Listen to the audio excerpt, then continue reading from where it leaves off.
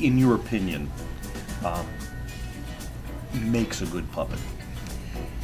To me, what makes a good puppet, often the puppet can be an average puppet. What makes a good puppet is the man standing behind it, manipulating it and using it. You don't have to have the fanciest or the grandest, but the guy behind it with the talent and the skill to bring it to life makes it a great puppet. Excellent. When you think about the future of puppet making, what would you, if somebody's out there interested in puppet making, what would you encourage them to do? How would you encourage them to pursue it? Or would you encourage them to pursue it at all? It's a really fun skill. It's a multitask type skill. It's not, you don't take one thing. You've got to be able to sew, you've got to be able to airbrush, you've got to be able to sculpt, you've got to have the imagination to create. There's not some place you can go in and get your patterns. You've got to make and create your own patterns.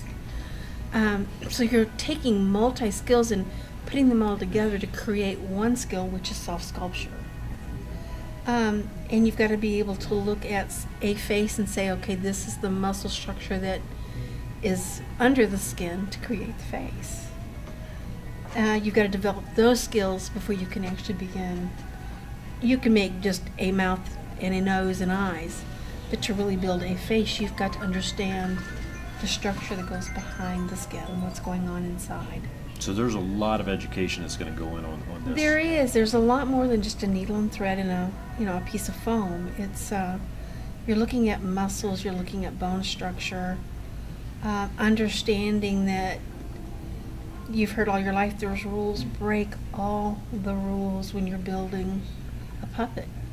You want things to be out of scale, out of proportion, to be able to find the humor, and you want to find the humor in the oddities that people have.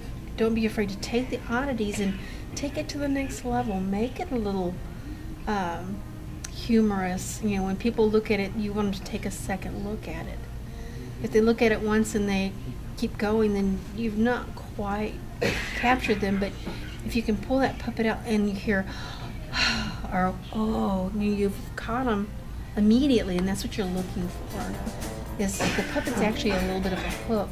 Before it opens its mouth, you've got their attention, and that's what you're looking for.